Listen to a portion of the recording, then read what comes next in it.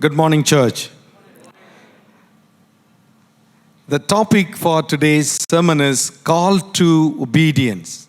Come on, children. I have a surprise for you, shouted at dad like Moses coming back from office to the home.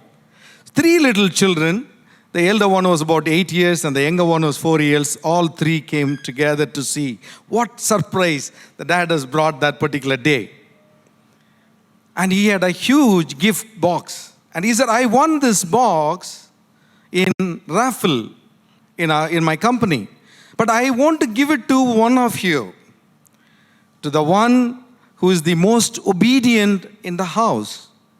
So all the 3 pairs of eyes just looked at him blank.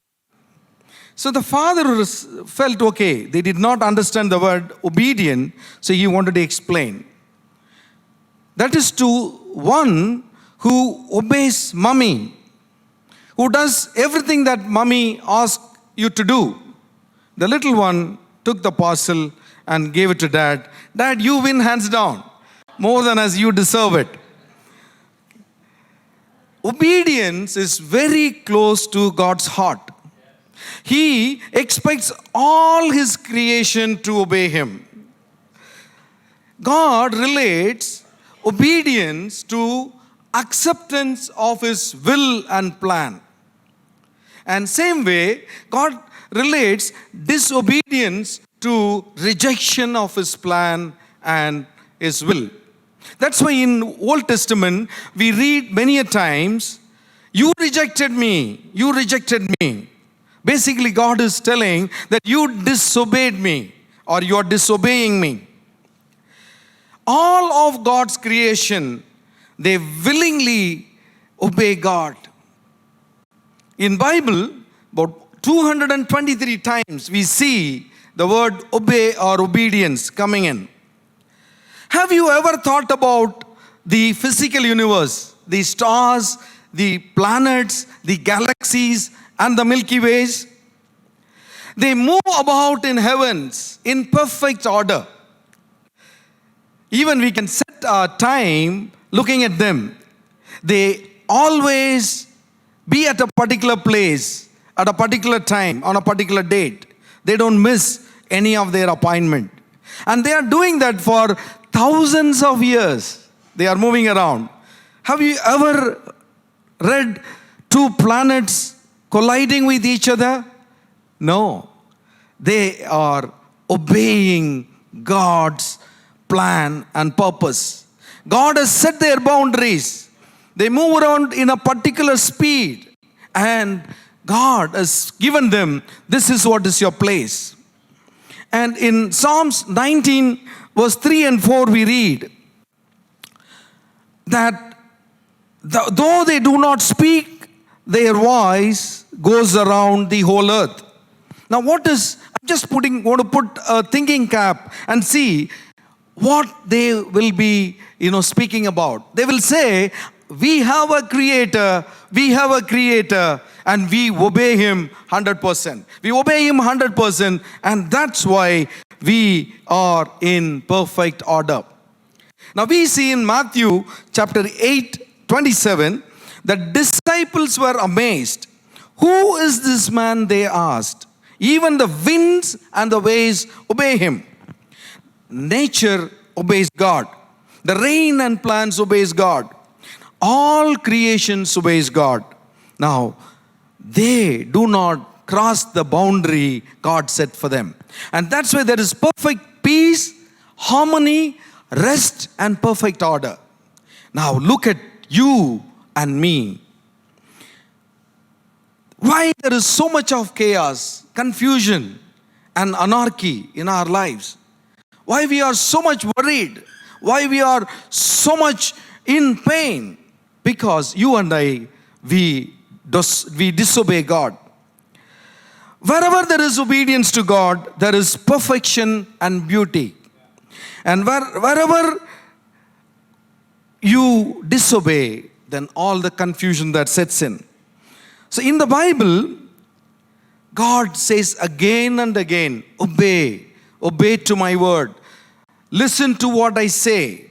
So Imagine if I put 20 of people here, youngsters, people of RED, ask them to go in just 3 kilometers an hour speed in this hall for 10 minutes.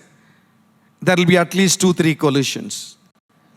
Because we don't keep God's the instructions or what instructions given to us. We go at different speed, different directions. So God is calling us today to obey Him 100%. So call to obedience. Let's see, move on to see what is obedience and what is not. Yeah. So what is obedience? The dictionary meaning of obedience is compliance with an order, request, or law, or submission to another's authority. In the Old Testament, the word for obedience in Hebrew is shama. Shama carries with it the meaning of hearing and obeying. There is acceptance and an action. So simply put together, obedience from the Bible means it is a practical acceptance of the authority and the will of God.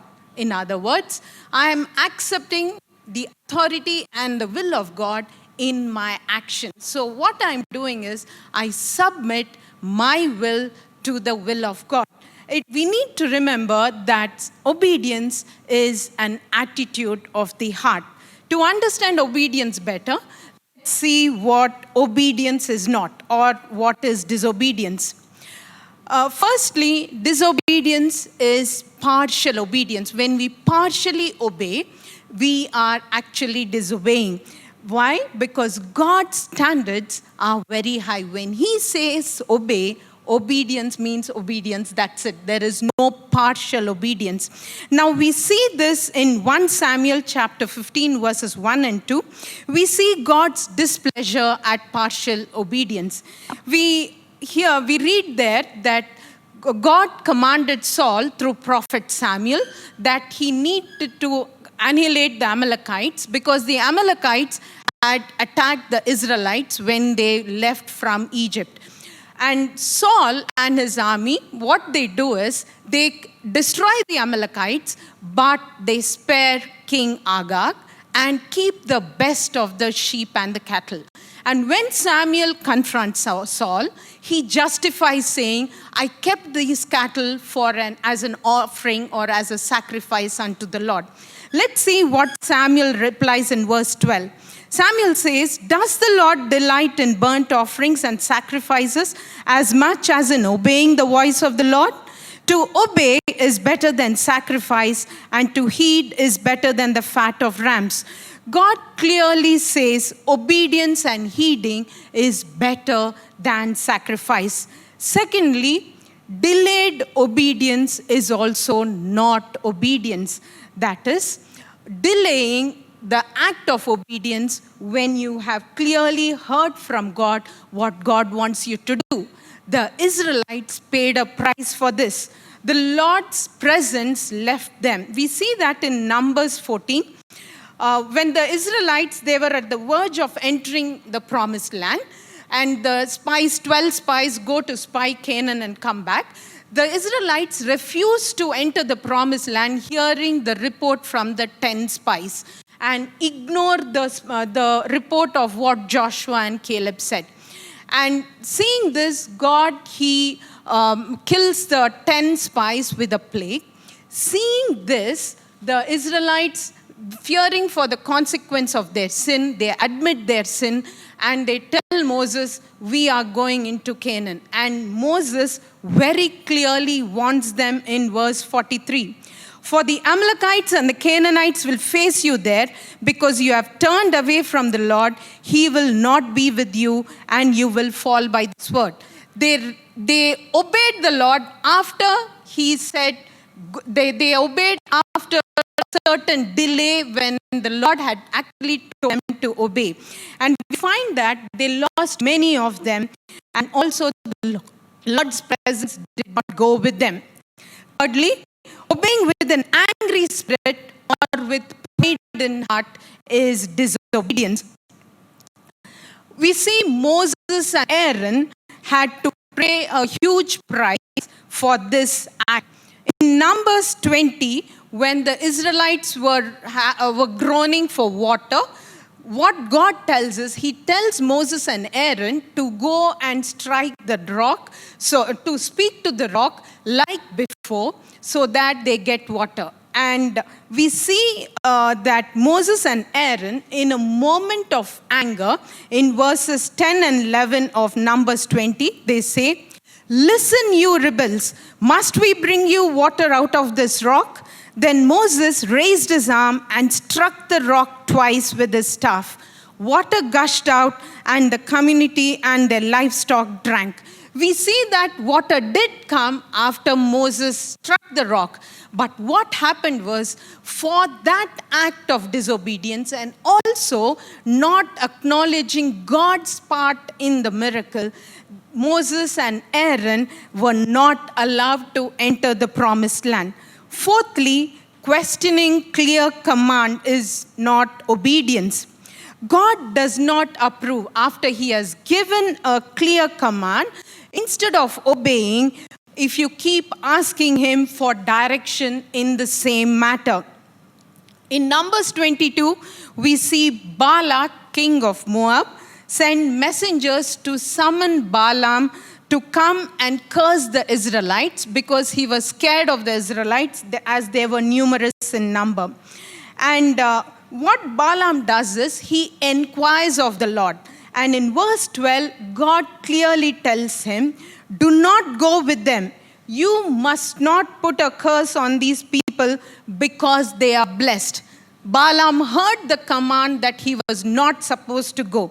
But tempted by the promises of fame and riches, what Balaam does is, he keeps asking the Lord again and again. The messengers have come. What do I do? What do I do? Then the Lord says, "Okay, go." And when He sends him on the way, God sends an angel to kill him, though he was mercifully spared thanks to his donkey. So we find that partial obedience, and also obeying with an angry spirit, and also questioning clear command, is disobedience, and God hates. Let's see what obedience is from God's perspective.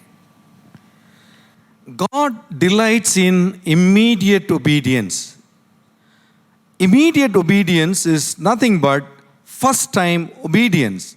I would like to tell you a small illustration. This happened in Visakhapatnam. One of our neighbor, his son goes to play every evening, and he's supposed to come back at 6:30. So you can see at 6:30 evening, the dad calls him, "Son, it's 6:30, please come." Son said, "Yes, Dad, I'm coming." And dad goes inside the house, and son continues to play. After 10 minutes, the dad comes, "Son, it is 10 minutes past, come now." "Yes, Dad." So the son turns around towards the house, 3 steps, and the dad goes inside. He makes another turn around, goes back and plays. So after 5 minutes, the dad comes, "Son, come now, nahi to main niche aake do tappad doon.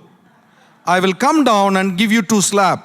Now the son goes running into the house. That is third time obedience. God is expecting from you and me first time obedience. The biblical reference that I can draw is in the life of Simon Peter, when Jesus is calling him for his ministry.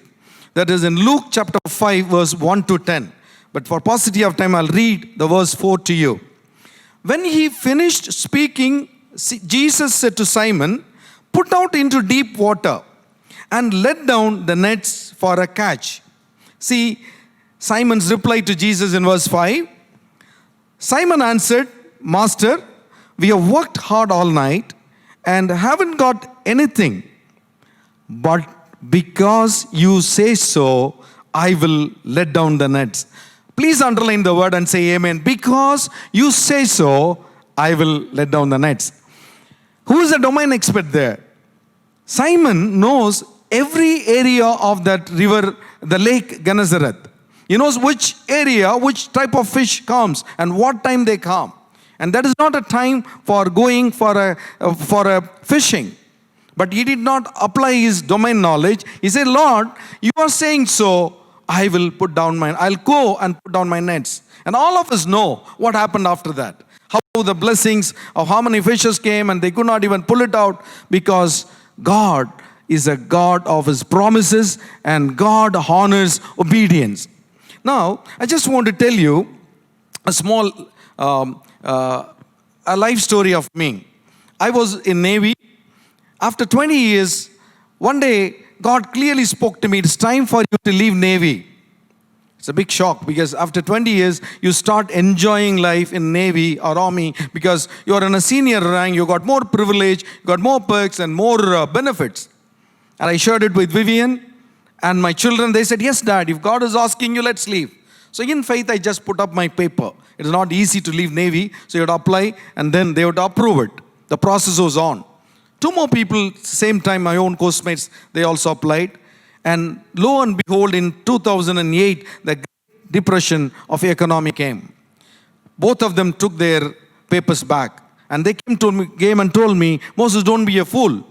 Take your paper also. This is not the time to go out. I said, no, let me continue. We prayerfully, we kept our papers on.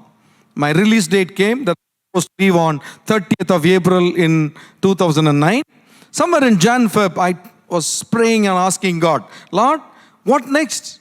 I put up my paper. And God gave me one small promise.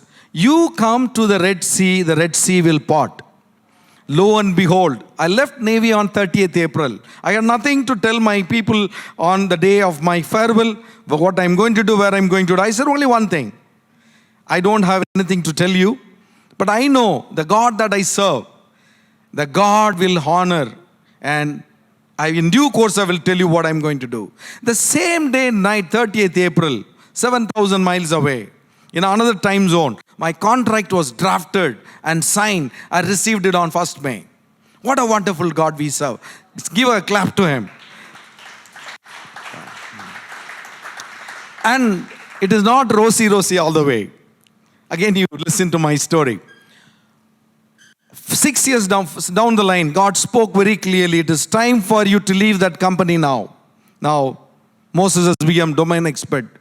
And that particular year, we have done extremely well. The company wanted to reward the good work. They said, you and Vivian can come to attend the conference in Italy.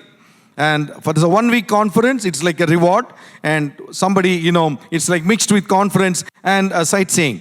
So it was so exciting. So I just applied. Maybe I will attend that conference and then maybe I'll leave. I did not give God the first time obedience. Lo and behold, the company 2 months down the line came to a restructuring, and my position along with a couple of others became redundant. So instead of leaving by choice, I had to leave by force. I realized, Lord, I made a big mistake. I should have obeyed you at the first instant. Now, is God speaking to some of you, nudging you? Just obey and do not delay.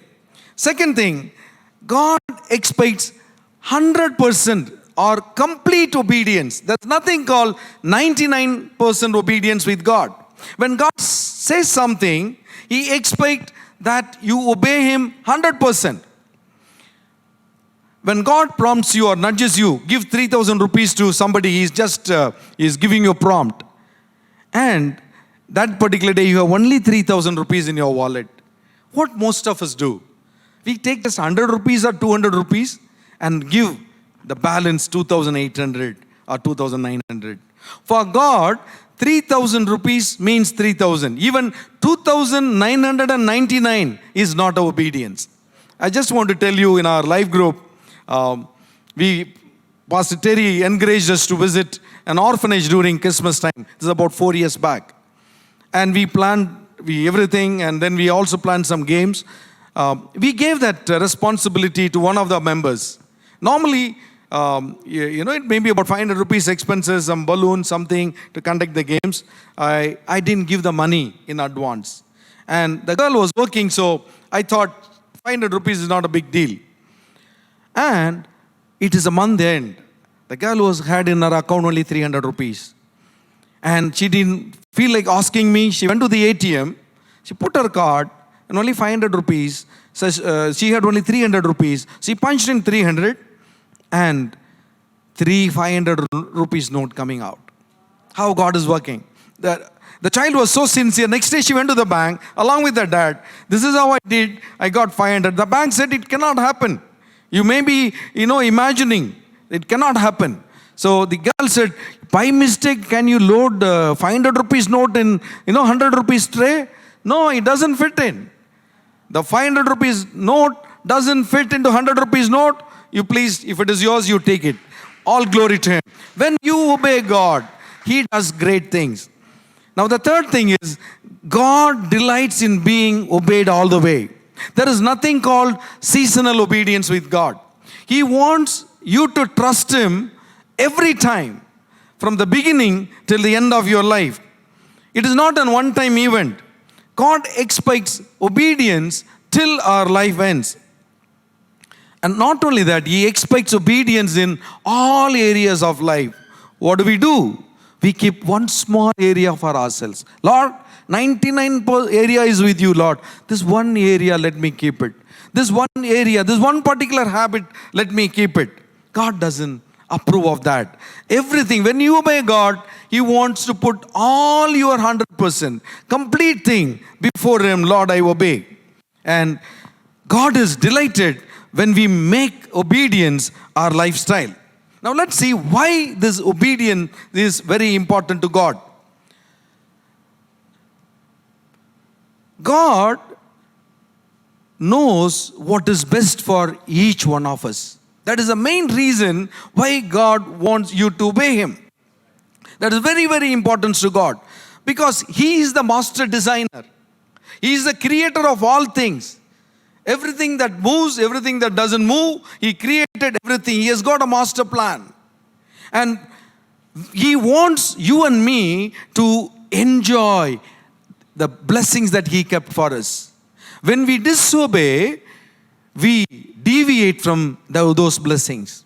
Just for example, you made nice biryani for your children and nice mutton masala and good sweet and everything, and your child is coming and telling, Mama, I don't want chicken biryani today, mutton masala today, I want pizza. Now what do you feel? You know for your child this is the best balanced food, but the child prefers to have pizza. Now that is exactly happens with God. God knows the best for you. That is the reason God is grieved. God feels, I have kept the best for my child, but my child is not obeying me and taking it.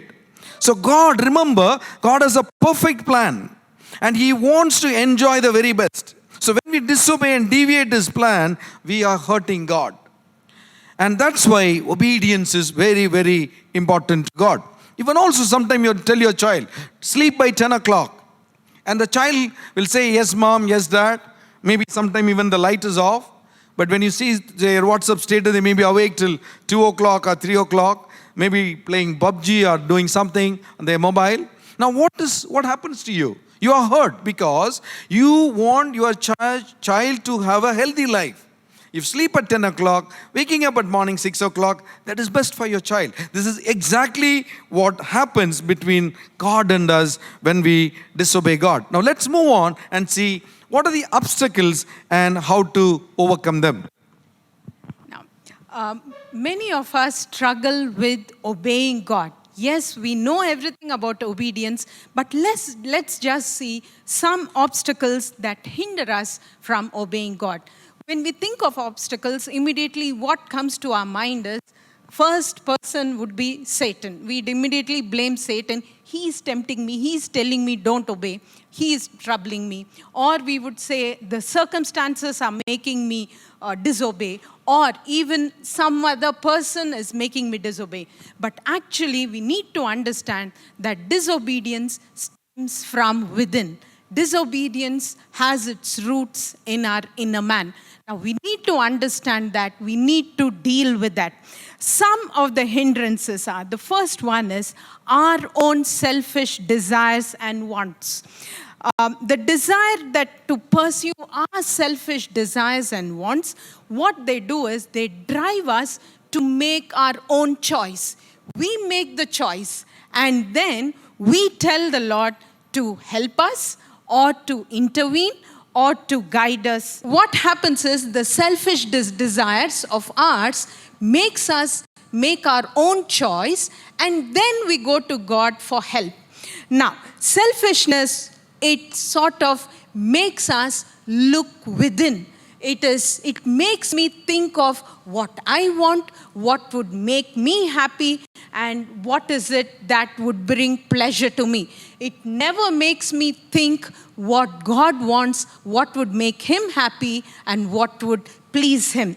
And also, what selfishness does is, or our selfish desires, it blinds our eyes from knowing what God says in his words. We always think that we can wrestle with God, we can make God understand, we can reason with God and tell him that why a certain thing is important for us. We need to understand that selfishness or the seeking of self is first obstacle for obedience. The second obstacle is pride. Pride of life is, it stops us from obeying God. What does pride do? It makes us over-evaluate ourselves. It makes us feel that I am entitled for a better deal. Now, Naaman struggled with this. Naaman, when he was asked by Prophet Elisha, to go and take a dip in River Jordan, he immediately thinks of his dignity. He wonders why should he go to Jordan when there were so many rivers in his place. And also he felt he was entitled for a better treatment.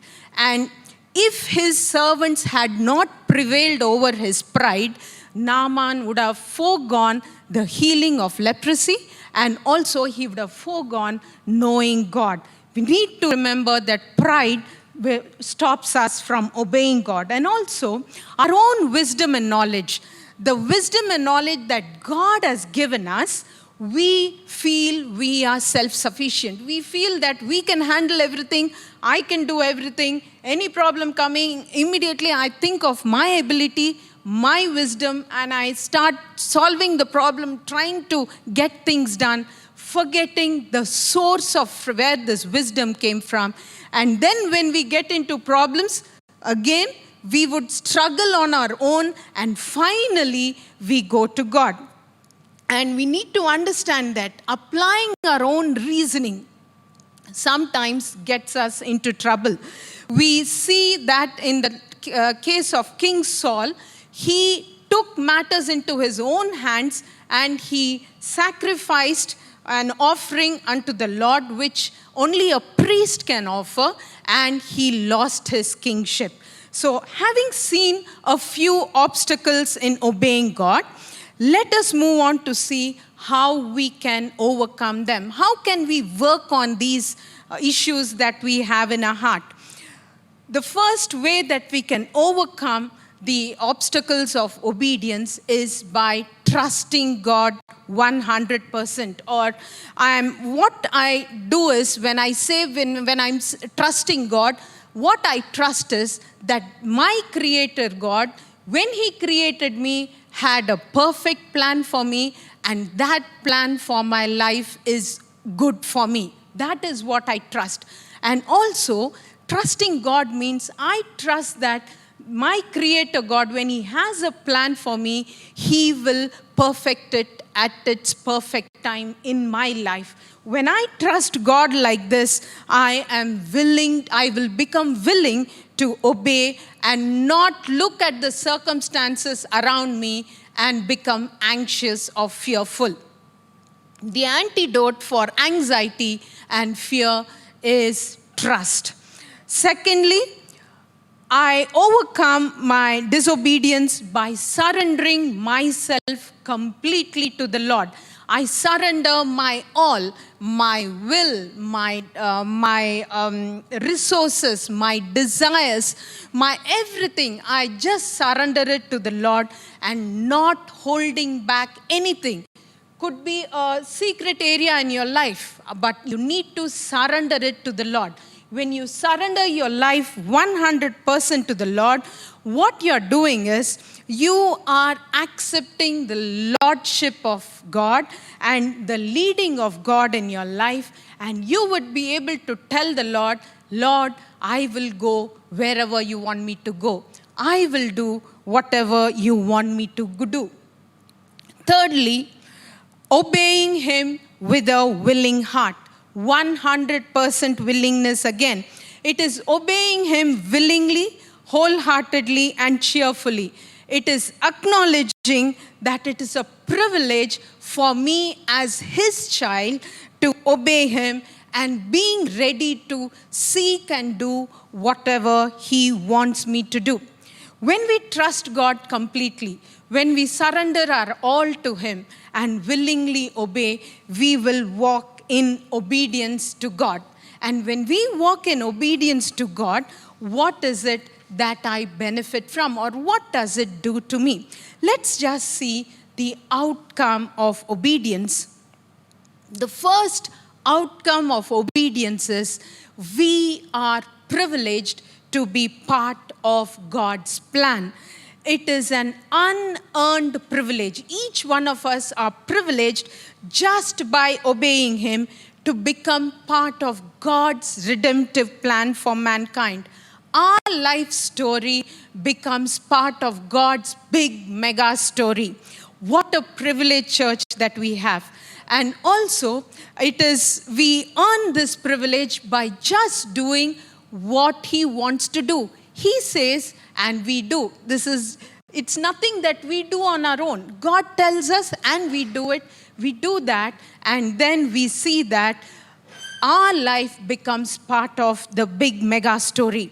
And also, this obedience, the doing part of us, should come out of love for the Lord. John 14:15, Jesus says, if you love me, you will keep my commands. We obey the Lord out of our love for Him. It is not out of compulsion. It is not that the Lord is threatening me or I'm scared of the consequences. I just obey the Lord out of love for Him.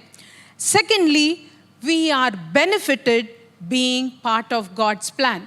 That is, first, we get blessing that God has kept in store for us for that act of obedience, and also it helps build our character. Our character is built when we walk in obedience with the Lord. It is the inner man that keeps strengthening, that whenever we listen to the Lord, obey Him, and walk in obedience, shunning what we should not be doing. And also, receiving the blessing that the Lord has kept in store for us for every act of obedience. Now, we need to remember that these blessings would not just be material blessings. It may not be, but we need to understand that these blessings are not going to be blessings that I want. It is the blessings that God would give. It could be as small as you finding favor in someone's eyes, or it could be just peace of mind during that situation. It could be anything, not that what you are thinking about. Now, I just want to read Isaiah chapter 1, verse 19. If you are willing and obedient, you will eat the best of the land. That is, when we are obedient, we get to receive a blessing. I'll just explain this verse with an example. Now, if you're entering a 30-story building and you have to go to the 25th floor, the moment you enter the building, you see a signboard which says, "This way to the elevator." You see the signboard, you heed it, and you walk towards the elevator. You enter the elevator, use the elevator, you go to the 25th floor in a minute's time. How? Because you have enjoyed the gift that the designer of the elevator has kept for you at that time. You have enjoyed the best that the designer has kept for anyone who has obeyed the instruction to use the elevator. Now, if I don't use the elevator and I decide to take up the staircase, Will I reach the 25th floor? Yes, I will reach the 25th floor, but I would not have reached it in that 1 minute time. I would have taken a longer time. I would have forfeited the blessing or the gift that the designer had kept in store for me. Okay? Now, this is exactly what happened in our life. When my husband shared about the second testimony, wherein he said that we failed to obey God, we forwent a gift or reward that the Lord had kept. And why? Because we took a staircase. We knew that the Lord was speaking, and I failed in two areas. First area was I lost the privilege of obeying God. When God spoke to my husband, and when my husband conveyed to me that he was seeing a cloud lifting, he would have told me 3 or 4 times that after a visit, he would say, I saw a cloud lifting, I saw a cloud lifting. I would just make it a frivolous thing, because for us, Italy was something. It was a holiday that we were expecting to go. So I kept telling him, no cloud is coming. Just see, there are clouds in Coimbatore and all that sort. So that was the first thing I disobeyed. And second privilege was, as a suitable helper, I lost the privilege of encouraging my husband to take that step of obedience. If I had, like in the first time when we as a family told him, yes, we are with you, I should have done that. If we had done that, we would have taken the elevator. Because I did not help him, we took the stairway, and we know we forwent a gift. Now, what is it? What is it that we forwent? We do not know in this part of world. We will know only when we go to eternity. And when we all meet there, we will tell you what we missed at this point. So when we obey God, God gives us the best. So looking at Italy, finally we got in Coimbatore only Italy in Annapurna. So let us look at the case study of a person, Abraham, from the viewpoint of obedience. We normally look at Abraham from the viewpoint of faith. And he is father of faith. He is friend of God. And Abraham, we read, faith without obedience is dead. In Hebrew 11:8, we read about Abraham. By faith, Abraham, when called to go to a place he would later receive as his inheritance, obeyed and went, even though he did not know where he was going. Underline that word, obeyed. If Abraham would not have obeyed God, we wouldn't have heard about Abraham at all. That one word made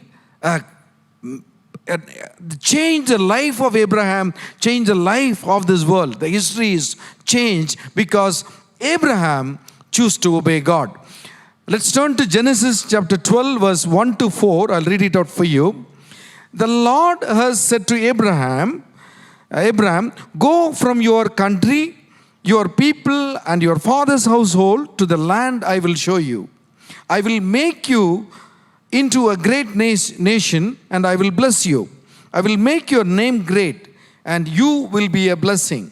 I will bless those who bless you, and whoever curses you, I will curse. And all peoples on earth will be blessed through you. So Abraham went. So the first lesson that we learn from the life of Abraham is, leave when God asks you to leave. Remember, Abraham was very comfortable in the Ur of Chaldeans. The Chaldeans is a place, one of the best culture in the ancient times. There are about 5 lakh people lived in those times. And this place had the best education and best source for all the wealth and health and everything. There was, even in that time, they had 2 stories building everywhere. And all of these are excavated and historically proved. And there was even a huge library, multi-story library in that place. If you ask me, that is the most comfortable place for Abraham to live in. And God is asking Abraham, now you leave and go. Now, many a times God nudges us gently. This is a time to leave. Now what do? We look at these circumstances. We look at the environment. We miss God's blessing. So remember, leave when God asks you to leave. That takes us to the next lesson. I want to just ask you a question. Are we ready to live in obedience like Abraham? Or are we ready to leave our comfort zone?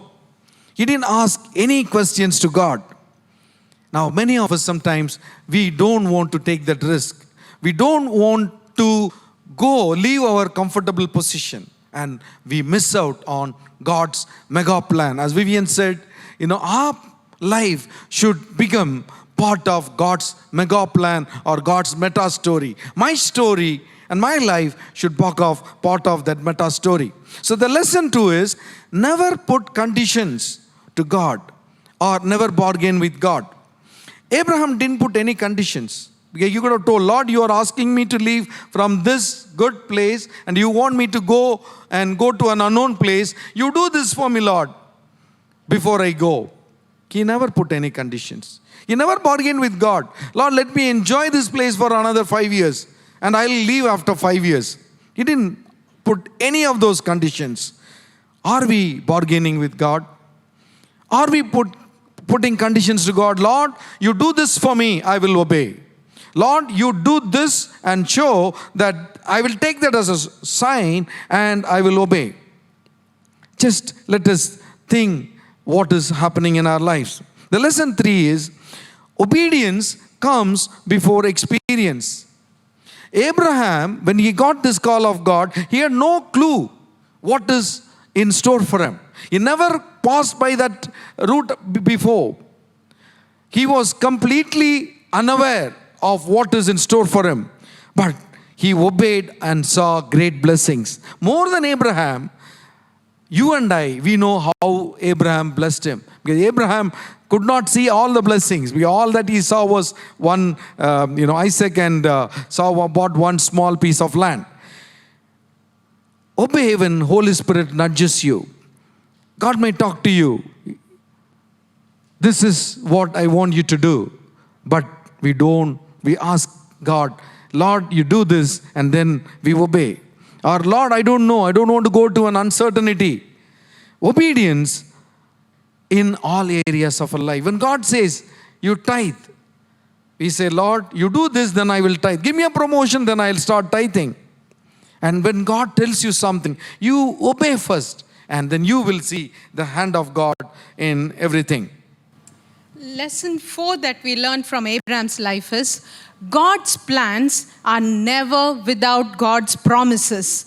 God never calls us to do something without promising to help us to do what He wants us to do. We found in the prayer, in the reference that was read, that God had 7 promises told to Abraham. In verse 2 and 3, we see 7 promises that God tells Abraham. And these were the promises that Abraham took like his bread and butter, and he stood by them. These were the promises that kept him going when he faced oppositions, when he faced challenges, when he faced the death of his wife. These were the 7 promises that he stood by. When we know God's plan in our lives, we should remember that every plan comes with a promise, and we need to find those promises in God's word. And after having found the promises, we need to hold on to those promises, claim them, because sometimes it would be just those promises that you have that you can stand on. You don't see anything happening, but you still have the promises of God there. Okay? And lesson 5, we see perseverance in Abraham. Hebrews 11:17-19 talks about the faith walk of Abraham. How when God tested him, he offered Isaac as a sacrifice. And also we see that he knew that God had told him that it is through Isaac that the offspring would be reckoned. And also Abraham reasoned with God that God could even raise the dead, and so in a manner of speaking, he did raise Isaac from the dead. Okay, so, he did receive Isaac back from death. Okay, so now we see that Abraham persevered. You find that God asks Abraham to do the most difficult part for a father who has waited 100 years for a child, and then the father who has received a promise from God saying, from this boy, your offspring will be reckoned. He hears this promise from God, and he hears God saying, go offer up your son. What does Abraham do? For him, obedience was primary on his mind. He would do anything to obey God. So what he does is, he readily takes his son to sacrifice him, not knowing what he was doing. It wouldn't have made sense to Abraham at that time. But later on, we find that in the Bible, Abraham did not know, but because we have the Bible in totality and we are now living in this age, we know that what happened in Mount Moriah was a foreshadow of what was to come years later on Mount Golgotha, where God the Father sacrificed his son, Jesus Christ, for our sins. Okay? So this was hidden. This Abraham was not aware when he was asked to take Isaac to offer him. But we know that that was the sign for us to know. So Abraham continued persevering to obey God, irrespective of how ridiculous or how at that point, it was really something that was baffling him as to why God was asking him to do. Sometimes in our life, we would wonder, why is God asking me to do this? We will not know the reason now, but nevertheless, continue to obey God. You will know the meaning later. Lesson 6 is obedience was a choice. Obedience was a choice in Abraham's life. Abraham made obedience his lifestyle, a character that he had worked on constantly. He chose to obey always. He never bothered about whether the promises were being fulfilled. We have this habit of writing down the promise and ticking, saying, okay, God answered this promise. Abraham never did that. And even if he wanted to tick those promises, we find that only a few promises that too were partially fulfilled in his lifetime. Abraham was promised that his descendants will be like the sea, or the sand on the seashore. But he had only one son, Isaac. That too, he had it when he was 100 years old. And Abraham was promised that out of him, he will see a great nation. He will see a great nation. How many children did he have? He had one and only son. And Abraham was offered that he would he would have the promised land. And what was the property that Abraham owned? It was only a small piece of land where he buried Sarah. You find that in Abraham's lifetime, all these promises were neither fulfilled or it was only partially fulfilled. But yet, Abraham chose to obey God.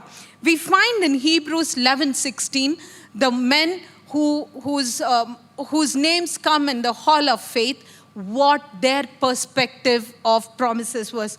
For them, eternity was the focus. They never bothered about what was happening in the right now time. It was heaven focused. You find that instead they were longing for a better country, a heavenly one. Therefore, God is not ashamed to be called their God, for he has prepared a city for them. We need to remember that when we take courage and still obey God, irrespective of whether the promises are partially fulfilled or not fulfilled, God is proud to call us as his God, okay? He is proud to say that he is our God. And also, we need to remember that when things are going and you don't see any of the promises fulfilled, we need to believe, church, that God's promises are yes and amen, and it will be fulfilled in the right time. Amen. Our role model for obedience is Jesus Christ. There are many leaders that we see in the Bible: Moses, Abraham, Noah, David, and Daniel. But none of them can come anywhere close to our Lord Jesus Christ, because He is our perfect role model. Because He obeyed the Father at all times, and even to the point of death. John 6:38 we read, "For I have come down from heaven not to do my will, but to do the will of Him who sent me." Obedience is following God's command His way. What is His way? 100% as per God. And obeying Him right away, that is without any delay. And all the way, that is till the end. Now Philippians chapter 2 verse 8, the second part we read, "He humbled Himself by becoming obedient to death, even death on the cross." So Jesus demonstrated total obedience to the will of the Father, despite the cost. And we all know Jesus Christ was the only one who lived in perfect peace, perfect rest, who lived in complete joy, and His life was in perfect order at all times. Now just look at the universe. They are in perfect order, perfect harmony, and perfect peace. So that is the same secret that we need to learn. Jesus obeyed the will of the Father in heaven exactly, completely, and in totality. Now God is asking us for that kind of obedience. Shall we all stand up? Just think, where are we today? Where are we today in our obedience? Just ask yourself. Let's allow the Holy Spirit to pinpoint to us. Lord, am I ready to obey you? This is what is the area that you are nudging me that I need to obey to you, Lord. Father, Lord, I have delayed it for so long time. I was using my domain knowledge. Lord, I have forfeited a lot of things in my life. Not anymore, Lord. The enemy has stolen. The enemy always means bad for me, Lord. You are good God. You always want the good for me, Lord. I want to give that particular area, and I want to give up. And Lord, I want to obey in complete obedience to you. Shall we pray?